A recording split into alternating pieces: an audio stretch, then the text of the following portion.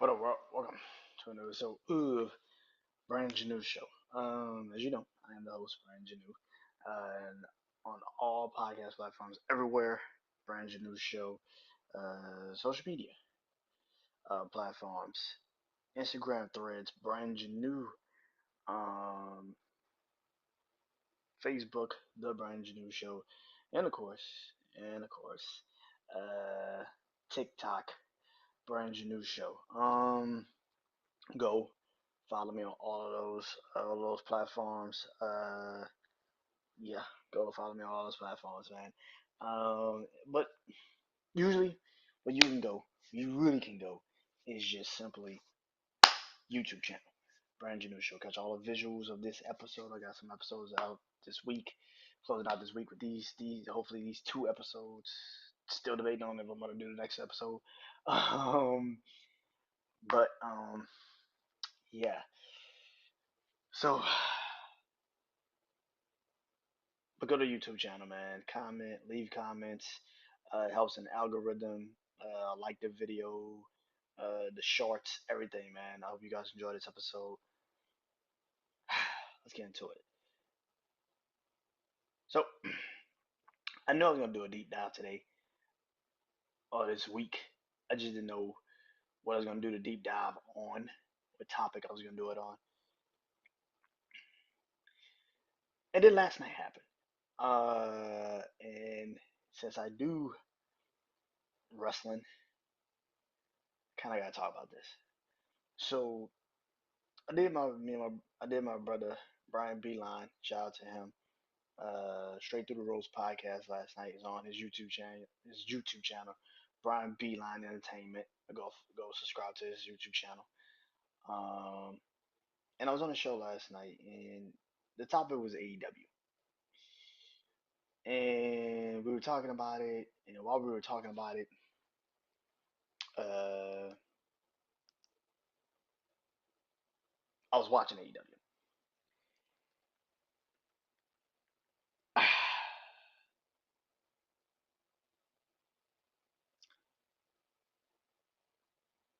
I'm gonna be honest. I said this last night.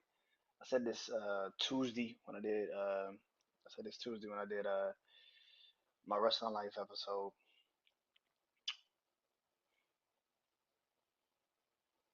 AEW has this idea in their heads that wrestling is all that matters in wrestling.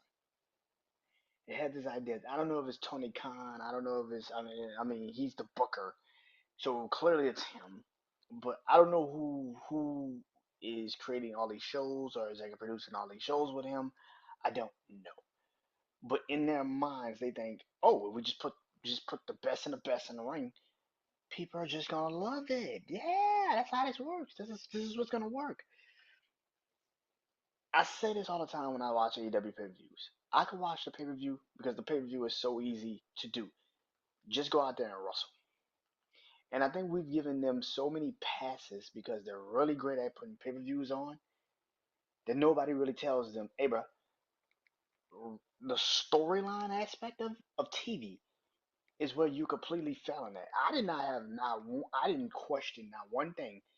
I knew when I tuned in Sunday for AEW Revolution, which I fucking knew already, but when I tuned in to watch AEW Revolution, I expected it to be great, and that's exactly what the fuck I got. Like I said, outside of maybe the Hurt Syndicate match, the Okada match, especially that fucking main event. Oh my god, I'll talk about that in a minute. And like I said, the Mercedes match, I could have done without the Mercedes match. I don't think it needed to be on this card. It wasn't particularly something that we needed on this card. It was just not. It was just not necessary.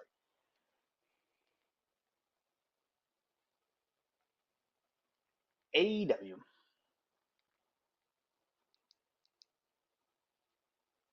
has officially lost their fucking minds. They've lost it.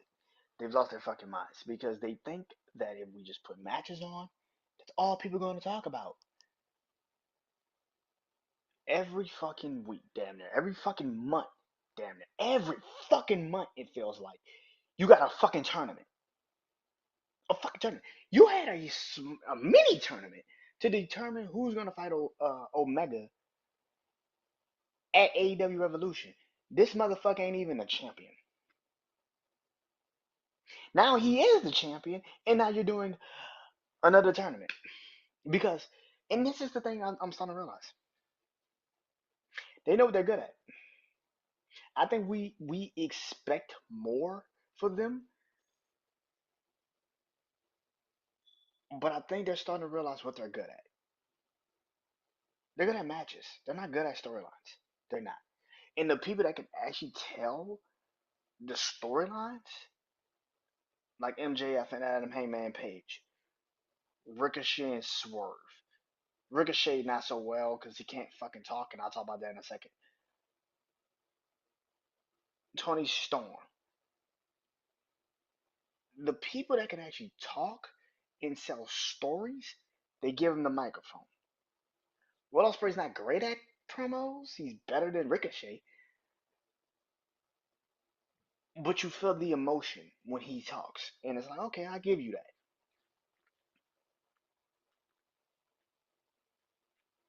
But AEW, I think and I'm just now realizing this. I think they know what they're good at. They're good at wrestling. They're not good at stories. They're not good at storytelling. Like I said, the people that can tell the stories, they tell the stories. MJF, Adam Heyman Page, MVP.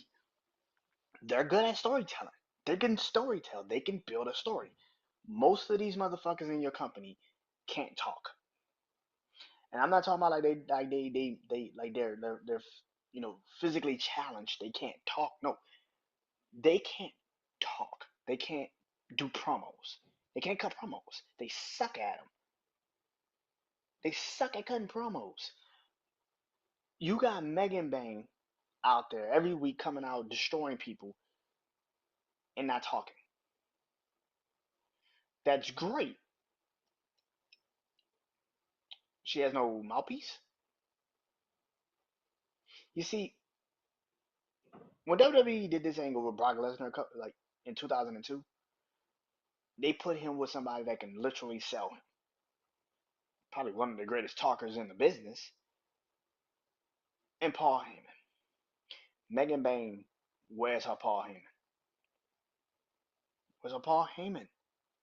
If you're not gonna have this woman cut a fucking promo of why you're here in AEW, or why you're doing all of this destruction, and why you're now going after Tony Storm, and why you still attacking Willie Nightingale and Chris Statlander, if you're not gonna talk, the fuck are you here for? If you're not gonna put her with somebody that can talk for her, why is she here?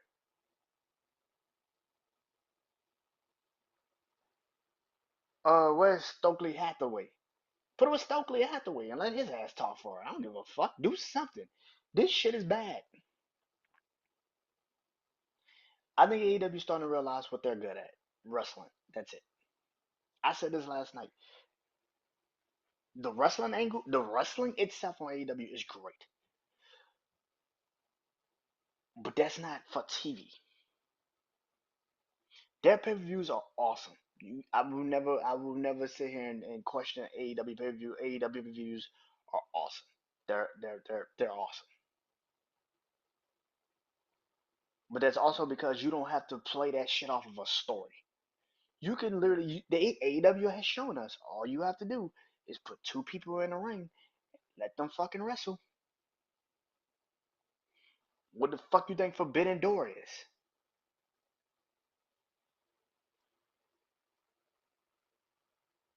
AEW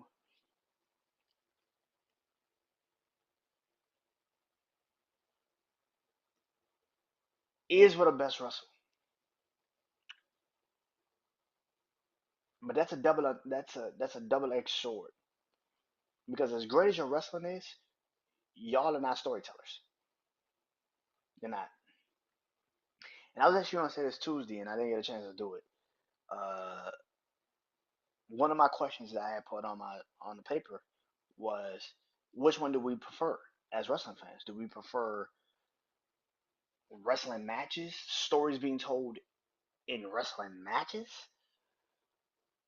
or do you prefer long term booking?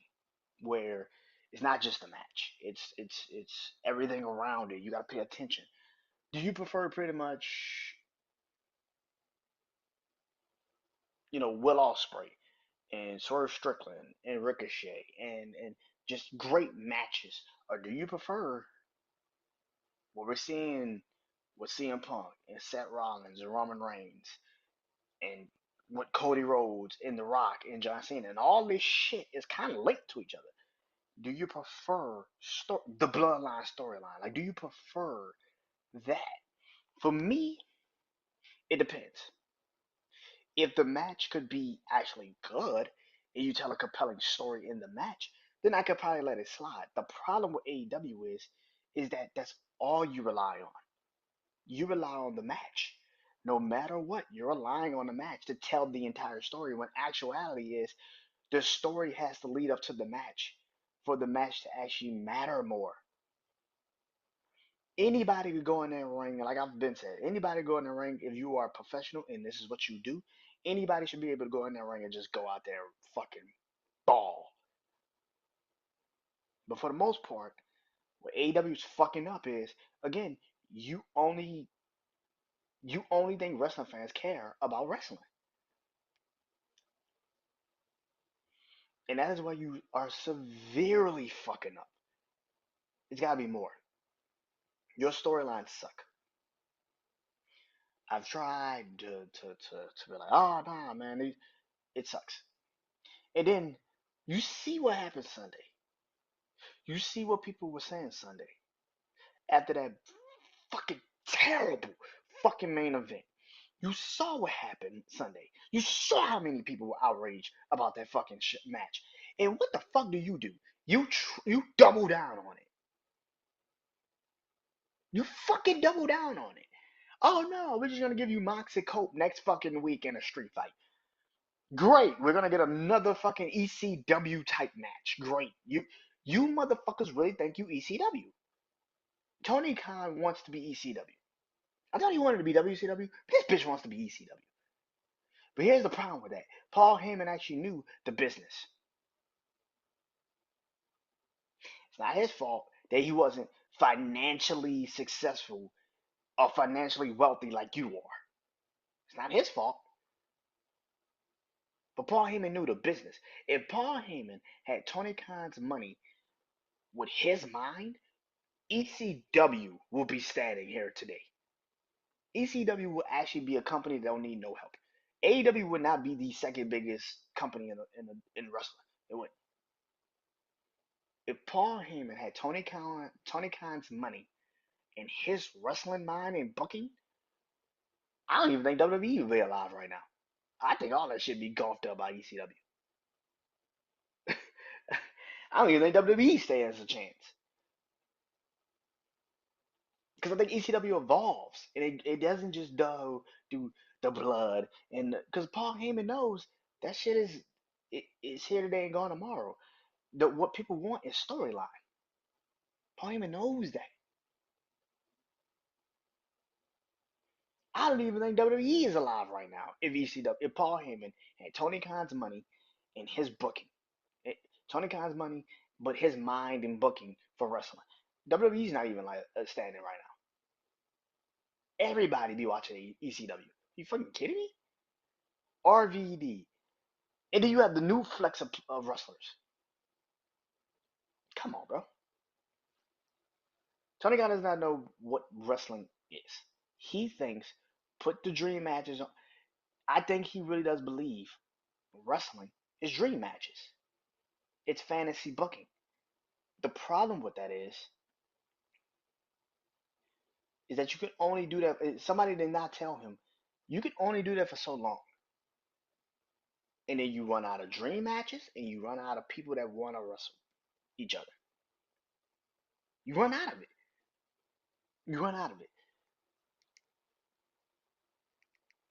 AEW has suffered severely, and now you look at the people that they have lost in AEW. Perfect example: Cody Rhodes. Cody Rhodes, since leaving AEW, you realize since leaving AEW, this man was the creator, co-founder, and creator of that fucking company. That man left AEW. Left AEW.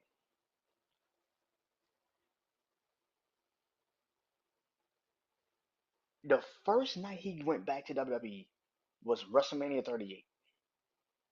He fought at the time, and still at this time, one of the best wrestlers in the business in Seth Rollins, and he beat him in one of the best matches in WrestleMania.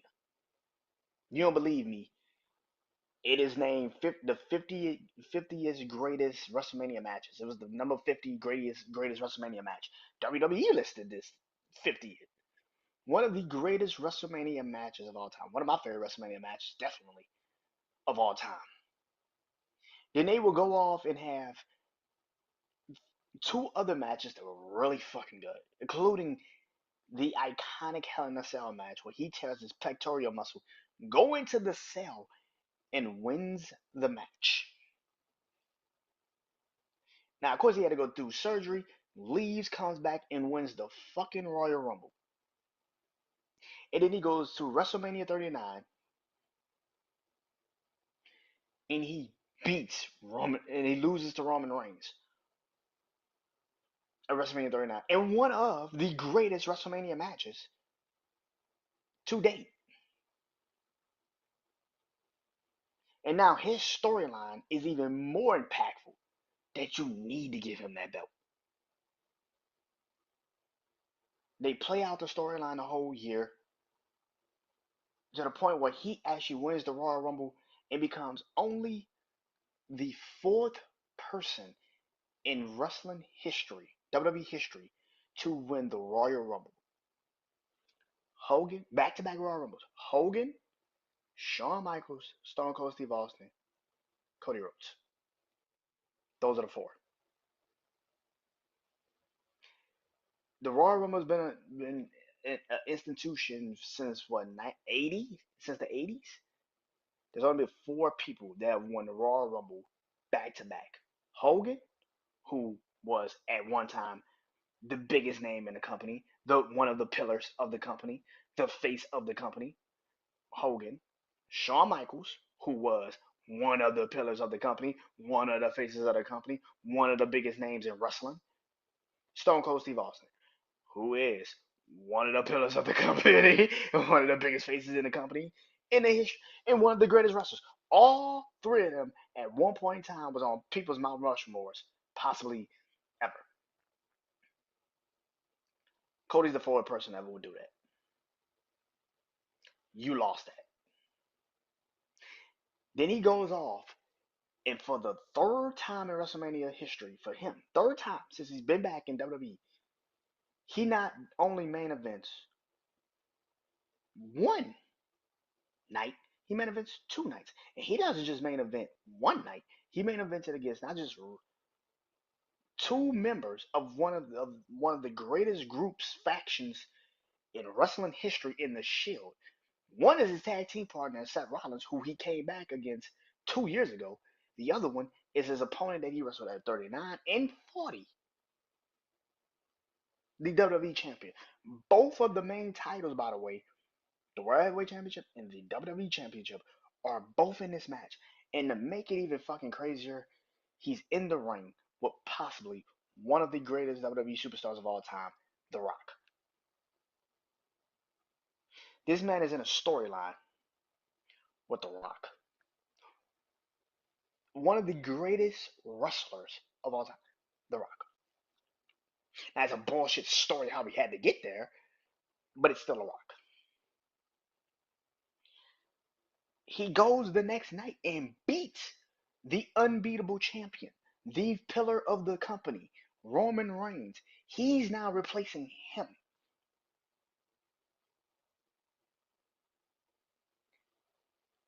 To make things even fucking crazier, just to make it even fucking crazier, you want to make it even fucking more wild that this shit happened to him?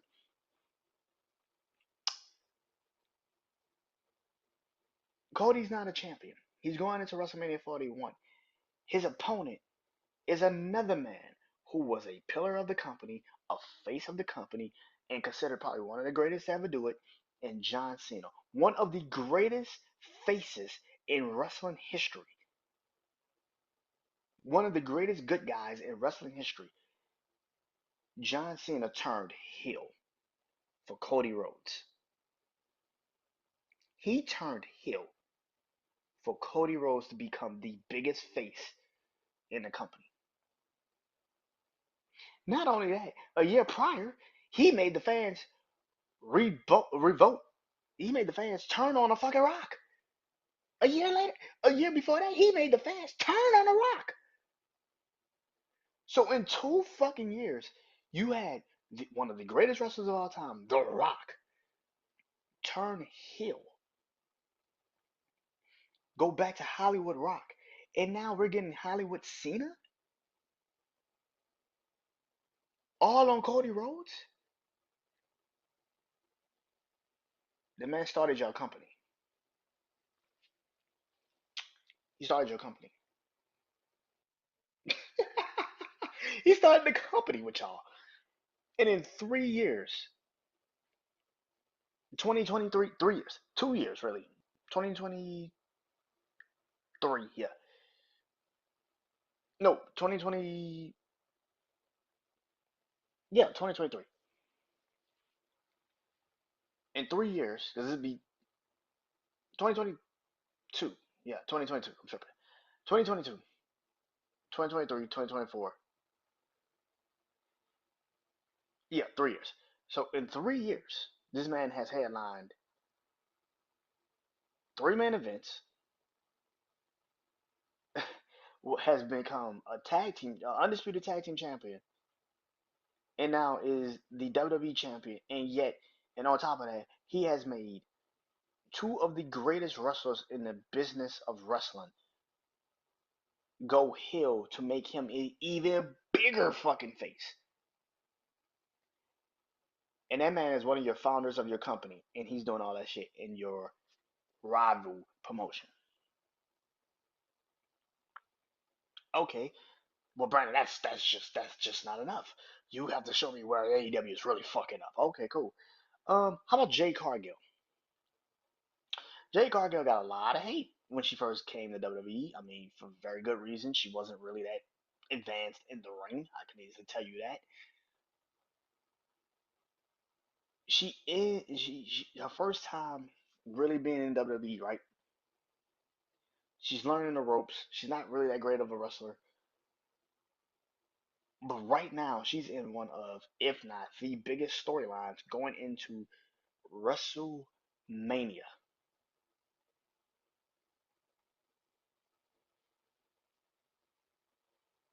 And you see this woman in one of the biggest storylines, and possibly going to be one of the biggest storylines coming out of WrestleMania. Because we still don't know who helped Naomi attack her. You really think Naomi is the only one that pushed Jade Cargill into a fucking car? Is it Bianca?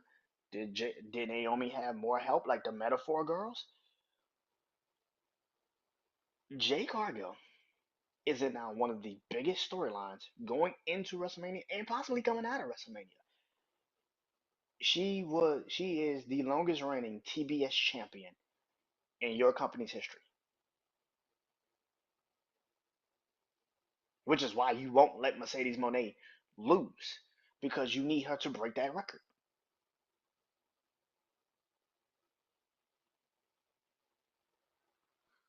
Ah, Jay's not good enough to really. Okay, okay. What about CM Punk? CM Punk ain't wrestled until he came into AEW in at least a decade. In at least a decade. This man came out of retirement just to join that company. You finally got CM Punk, one of the greatest talkers in the history of wrestling there's ever been. Probably one of the greatest performers in the history of wrestling there's ever been. I know people can nay it, yeah, nay it. I posted on my TikTok yesterday me being in Houston for the last promo him and Seth Rollins cut at, before they had the match at Netflix. I was there that night. That shit was so much fun. I never thought in a million years I'd see CM Punk in a WWE building ever in my life. But he was there, and I was like, "What the fuck? This is real." You brought that man out of retirement. You brought CM Punk out of retirement. Great. And then you proceeded to fuck up. CM Punk has to deal with backstage bullshit that Tony Khan should have nipped in the fucking bud if he was a real fucking owner and an actual real fucking understanding of business. Hey man, kill that shit. We need him and we need y'all. Chill. But no, you let the fucking inmates run the asylum, and that's exactly what they did. And they ran his ass right out the company and right into WWE Triple H's arms. And now every time you hear a story about CM Punk, people are like, we love working with CM Punk. He's amazing. This man has had two rivalries in this business already with two people I'm pretty sure hates his fucking guts. I'm pretty sure. I'm pretty sure. But they're working together. And it's not no drama. It's not no craziness. It's not no. It's not no. Oh man, I hate you. None of that shit. You don't hear it. You don't hear it. You brought back CM Punk. CM Punk is now also in one of the biggest storylines heading into WrestleMania. Roman set in him, and possibly could leave WrestleMania. I still believe this. Can still leave WrestleMania possibly champion. What's the favor?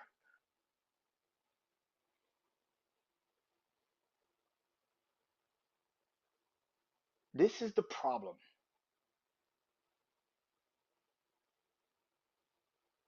with people nowadays. You can't call out the actual truth. AEW is not good.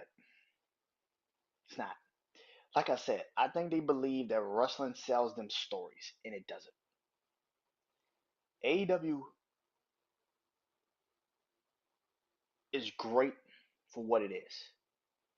It gives other wrestlers a chance. And here's again, like I always say, we want wrestlers to be in AEW. We want that. We want the company to be alive. We want the company to be there. We want that. We want the company to be there. We want that company to succeed. As wrestling fans, we want that company to succeed. Why would we not want that company to succeed? But the problem with you trying to make it succeed is that y'all are blind spotting this shit. And y'all are choosing to not call out the fucking problems with AEW. Because I promise you, you can easily pinpoint every problem in WWE. And that's my problem. And I hate using that shit. I hate having to bring up somebody else to make the fucking point for the other situation. But it's the fucking truth. You can easily pinpoint WWE fuck ups. Easily. But when it comes to AEW, you just deer in headlights. You just can't see it.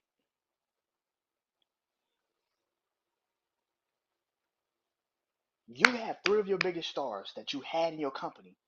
And Jay wasn't as big as Punk and Cody. Nowhere near. But the way WWE made her be, the moment they got her, was like, we're gonna send this woman to the fucking moon. And I promise you, if she can actually improve in the ring, next year WrestleMania 42, she'll be competing for the title. She'll be fighting for the title. I think she wins the Royal Rumble next year, to be honest with you. I think she wins the Royal Rumble next year. Either her or Roxanne. That's my early two picks for next year's Royal Rumble. Her or Roxanne are going to win the Royal Rumble next year.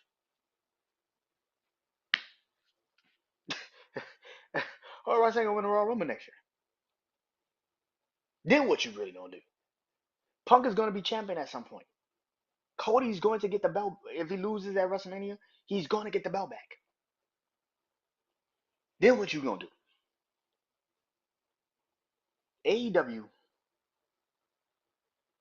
has fucked up. And they fucked up bad.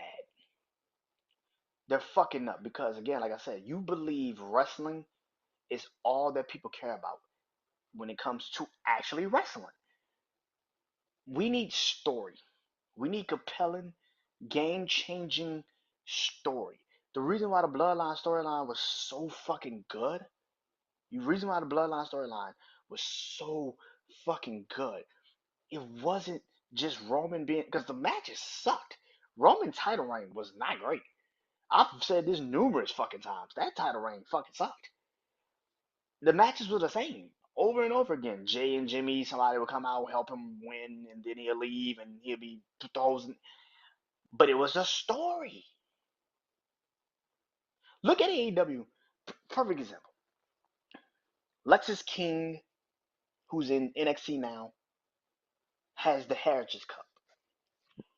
Ricky Saints, who was Ricky Starks in AEW, that man is leaving out of AEW. He's leaving out of Stand and Deliver, NXT Stand and Deliver, as the North American champion. I put money on that. He's gonna leave out of Stand and Deliver Vegas WrestleMania weekend as the North American champion. Put money on it. Stephanie Van who had a chance to go and sign to AEW, was like, "Nah, I'm good. I'm gonna go sign to WWE. I'm gonna go to NXT." And now she's double champion. Ethan Page, who I heard of, never really watched a lot of his matches. Saw him sometimes in the North with Josh Alexander.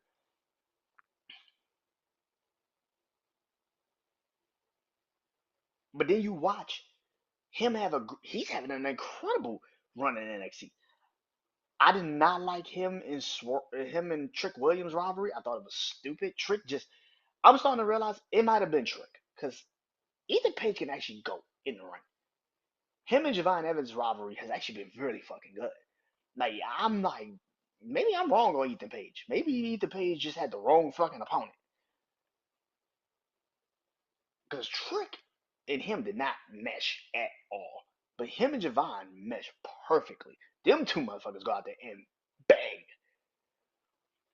But even he had a great match at Roadblock that nobody talks about. That match was fucking amazing. I'm like, yo, that shit is good. Even the match they had at Vengeance Day was fucking great. These are people that AEW lost in free agency. Just let go. Penta. Do I have to explain what Penta's looking like in WWE right now? When he gets his brother Ray Phoenix, it's a done deal. It's a done deal, man.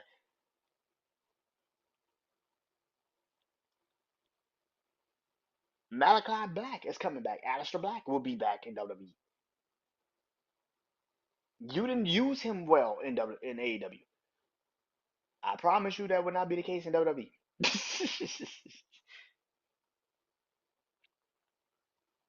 AEW is fucking up. And then let's look at all the players and the people that went from WWE to AEW. Swerve and Tony Storm. That's it. That's it. Swerve and Tony Storm, who never really got the proper respect and love and creative understanding that they needed when they were in WWE, they have superseded expectations in AEW. If you already knew they could be this great, you hit the fucking jackpot. That's a bet you should have took because you would have nothing but money right now. But outside of that, they have superseded expectations. Swerve is killing it. Tony Storm is possibly, if not the best women's wrestler in the world right now.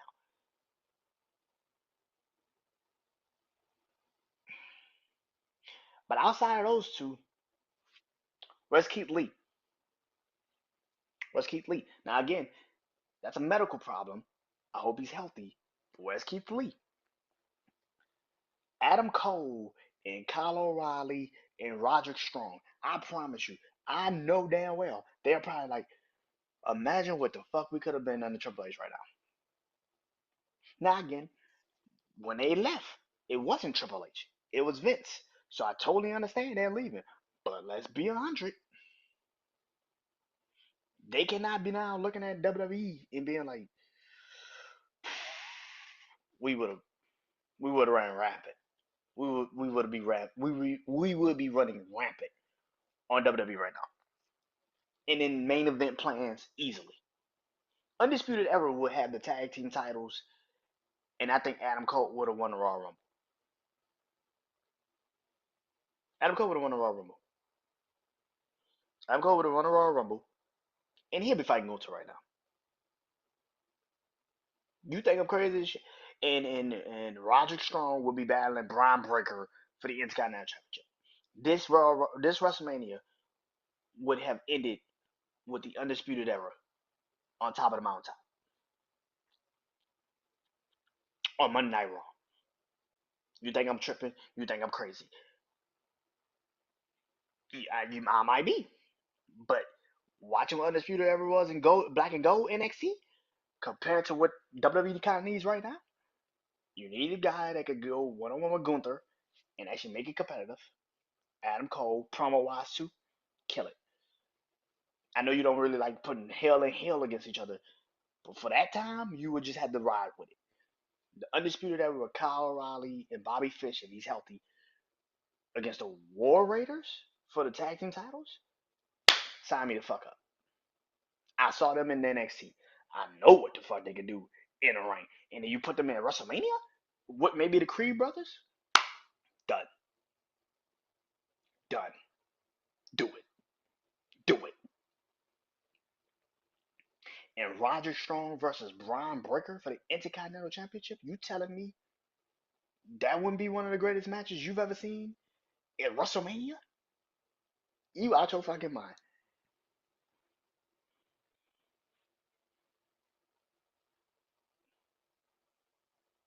There's no way in hell they looking at that and being like, we could be so much bigger if we was in WWE right now.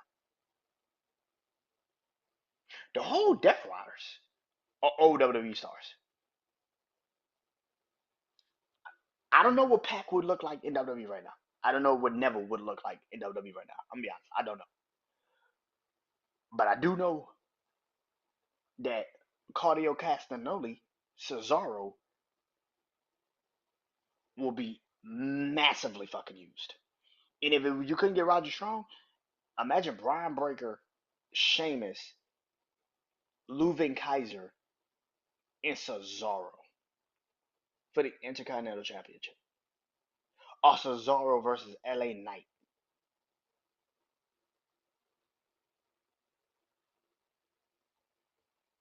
Or maybe he's fighting Gunther for the World Heavyweight Championship. Imagine this if you're Cesaro, Cardio Castagnoli.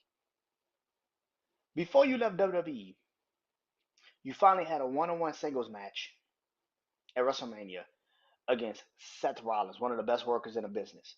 And you beat him at WrestleMania 37. And then you turn around the next month, somewhat same month, next month, at WrestleMania Backlash, at the WrestleMania 37, and you challenge Roman Reigns at the beginning of the Tribal Chief stage. And you battle Roman Reigns for the WWE Universal Championship. And now look at where you at right now in AEW. Now maybe he's like, nah, I like it here. Maybe. I don't know. I don't know the man. But look at how crazy that looks compared to what you was. And that's before Triple H got in charge. Imagine if Triple H was in charge and you came back. He'd be pushing the card. He'd be pushing the top of the card. Triple H loves Cesaro. Look at what they did with Sammy. Sammy and Cesaro used to have fucking incredible fucking matches in NXT. You telling me Cesaro couldn't fit in this WWE? Come on. Come on, man. Come on. Come on.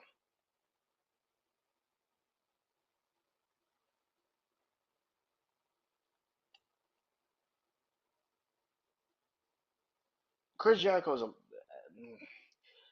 It is what it is with Chris Jericho. But Copeland, Adam Copeland, and John Moxley, and my brother Beeline brought this up yesterday. He was like, "Oh man, I can't wait to see Mercedes. I wish Mercedes is in WWE now." I don't. I don't want Mercedes back in WWE. I think that she wouldn't fit. She wouldn't fit. And I don't mean if she had this type of attitude where she thought she was the biggest star that we've ever seen in wrestling, you would not have fit in this WWE. You wouldn't have fit.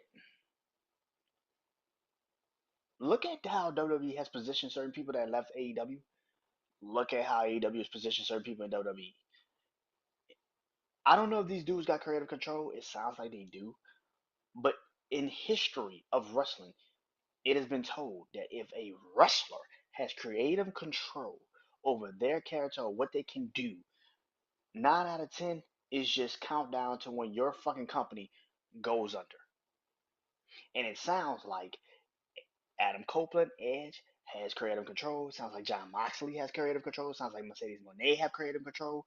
So if that is the case, and by the way, these are signings that you brought in. If that is the case, no wonder why the company's in the shit that is in. No wonder why the company is in the shape that is in.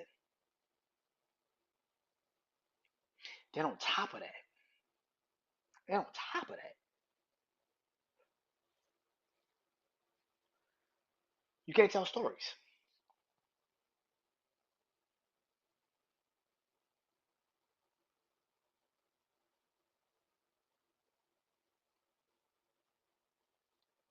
AEW,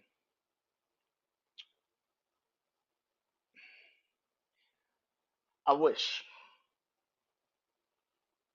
that people could have honest conversations.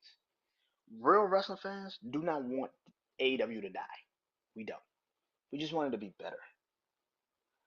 The fact that you have people like Will Ospreay, who's never seen Will Ospreay wrestle before, MJF, MJF, who's so fucking captivating. You have Adam Heyman Page, whose character, either a good guy or a heel, is so fucking incredible. You have all of these amazing storytelling people right there in your palm of your hands, great wrestlers, and it seems like you don't know how to fucking use them.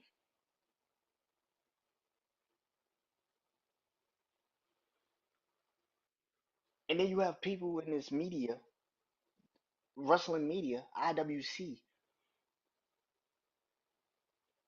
that again, like I said, they're only gonna give praise to AEW, even if it's fucking bad. Cause I went and watched Wrestle Talk, those dudes, and I watched JD from New York. It's two different tones. It's two different tones. They would literally. I watched that shit today, and I don't even watch Wrestle Talk, but I knew they were gonna be lying for AEW. So I went to watch it. I just wanted to see what the fuck they were talking about. I haven't seen them dudes in months. I don't even watch Wrestle Talk anymore because fucking they're just Dave Meltzer just in London. That's it. You can't point out that this company's fucking bad. You will never admit that this company's fucking bad. And even if you do admit that it's bad, you have 20 different fucking lined up excuses for why it's not as bad as you think it is. No, bitch, my eyes are telling me that it's pretty fucking bad. It's pretty fucking pathetic. You don't want to believe you on my fucking eyes. There's too many great wrestlers in AEW for wrestling to fucking for the storylines to fucking suck. But again, you're putting people in positions that are not supposed to be in those positions. Mercedes Monet and Adam Copeland and all these other people should not have fucking creative control. Why the fuck would you give them creative fucking control when they have no idea how to handle this shit? I said this Sunday when the show went off the air. I said this Tuesday really on my show. I said this. I said that I am 100% sure that the only reason why Adam Copeland is at AEW right now is because Triple H looked at him and told him, "You're gonna put over every young new talent in every feud that you're in here." And he was like, "No, the fuck I'm not," and he left. And I don't know why he thinks that because he's in AEW with creative control, it makes him now better. It actually makes you look fucking worse. I don't care about Adam Copeland. I said this shit Tuesday and I said this shit again. Storylines matter. How you are projected and how you are seen right now, it fucking matters. And right now, in my heart of hearts, John Moxley and Adam Copeland have absolutely 100%, without a fucking shadow of a doubt, have fucked up how we perceive them now in wrestling. Same thing with Mercedes. She's getting there too. Don't get it twisted. The more you win these matches and you keep just fucking over people and nobody's gonna beat you and we all know this shit, it's crazy to me. I hope, I pray. I don't know when his deal ends, but I hope and pray that MJF goes the fuck to WWE by the age of 30. And I hope by the time he gets there, he is the next big fucking star. And Cody Rhodes is the one he beats and puts over. Cody Rhodes puts him over and let him be a new face of fucking WWE. Because this man does not deserve this bullshit. Will Ospreay talked so crazy and reckless about WWE, about how scheduling and all that other shit. You're performing in front of maybe 25,000 people at pay per views. And that's being generous. I can't wait to see these numbers. I can't wait to see these numbers this week. But to see what AEW pulled in and what NXT pulled in. Bro, you losing to NXT. And NXT is fucking hot. I've been watching NXT, like I said, for like 2, 3 years now. When it was on USA and now it's on, and I was like, nah, I'm probably not gonna watch NXT. Like, I have watched NXT faithfully. It is now like a Monday Night Raw, NXT on Tuesdays, Friday Night SmackDown, AEW Wednesday. Cool. I'm telling you right now, I ain't even gotta watch Friday night. NXT already had the better show. It was better than Raw. It was way better than Dynamite last night, and it's gonna be better than SmackDown. I don't even have to watch SmackDown tomorrow to know SmackDown ain't gonna be on what NXT was on.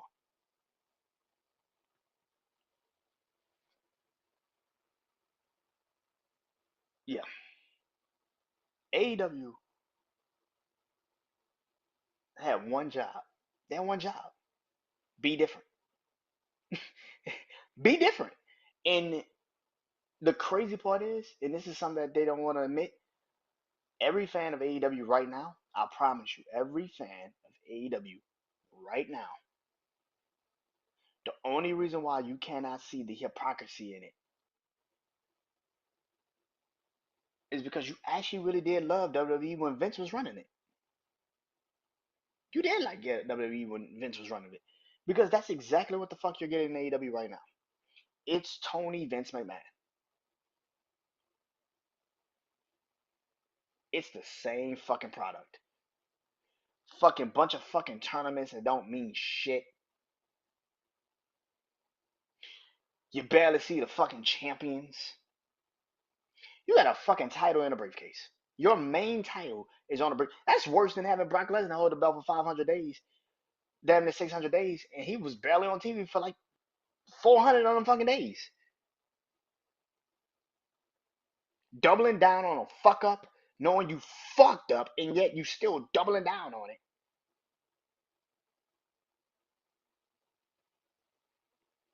You liked it, WWE, when Vince McMahon was running it. As much as you sat there and complained and bitch moaned, you didn't know. And this is how stupid it is. Now you got favorites. That's my biggest problem with this company too. Is that the reason why you don't want to say it's bad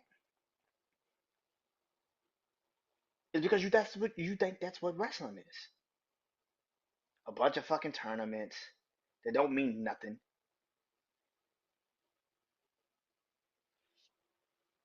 Champions that's never on TV. Title reigns that suck. You got a woman that got a belt who's got 4 belts, and only one of those belts is supposed to matter in the actual company that she's in. And even that belt don't even fucking matter.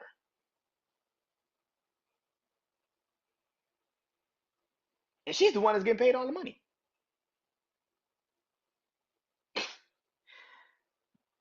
It's funny how AEW fans swear to God WWE was so bad under Vince, and that's the reason why they could never like a WWE again. When you are actually liking AEW and pretending like AEW is so great, when actuality it's just Vince McMahon running a WWE in 2018 through 2022. That's all it is. You got a few here and there's, but for the most part, it's a fucking cesspool of bad decisions and sucky ass storytelling. And doubling down on a fuck up. You know what I'm waiting for? I'm waiting for Tony Khan to walk into the building one day and he pulls out a fucking golden rod or something. And he's just telling everybody to admire it. And everybody's like, oh, then you will finally understand. Wow, did this motherfucker really just pull out a golden fucking statue and just say, oh, and everybody's like, oh my God. Then you're gonna finally understand it. Because you don't believe that this is the same WWE that you cried, bitch, moan, and complained about. AEW's that now. And yet you don't want to believe that.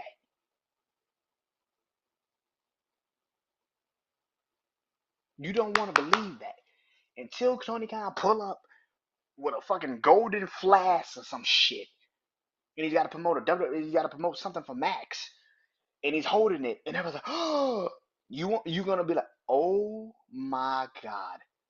Did this motherfucker, like the golden egg at Survivor Series in 2022? What the fuck are we doing? What are we doing? You're not going to believe it. I'm telling you this and you're not going to believe it.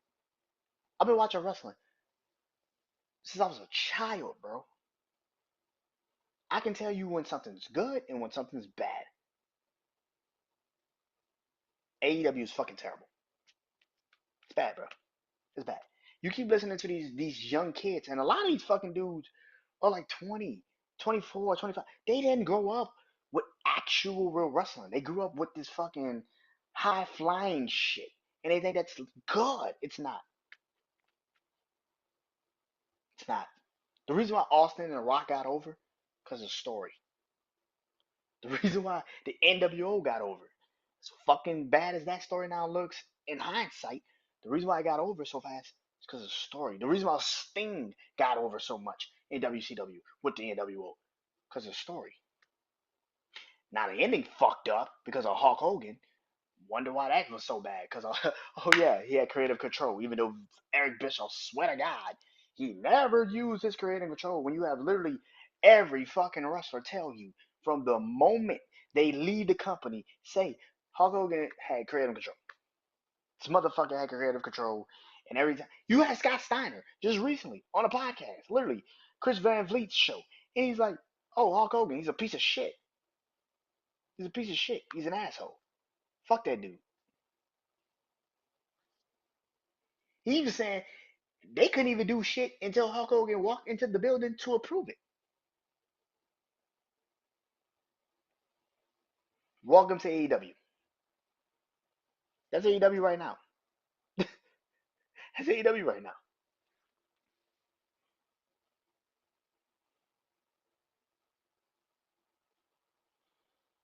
But again, you won't believe it until Tony Khan pulls up with a golden flash or a golden egg like Vince did at Survivor Series in 2022.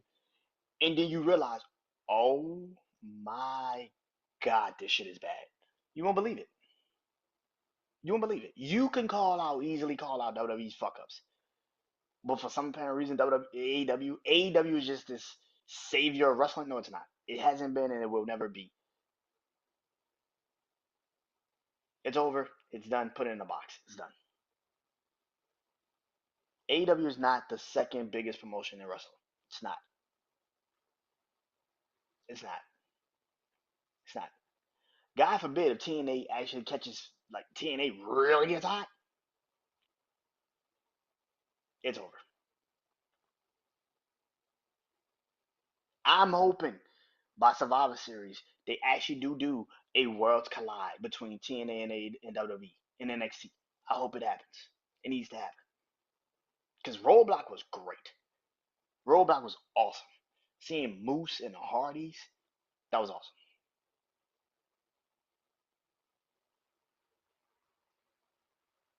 AEW is WWE in 2018, what 2017, 2021, 22. AEW is 2000s WCW, 2000s ECW. Name a promotion when you knew, oh shit, this ship is sinking. Like, god damn, it just hit the iceberg. Oh my god, somebody, please explain. What's that? I've been said this.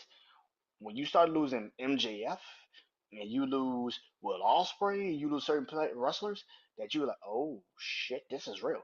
And here's the thing again, we need AEW alive because if it's not alive, then WWE can't be the only wrestling company in town. That's not good. So we want AEW to be great, but to sit up here and pretend like no matter what they're gonna just, you know, I can't go along with you. Can't go along with you. I can't die on that hill. I refuse. I refuse.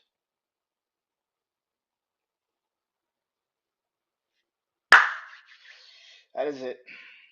I'll tell you guys soon. Peace.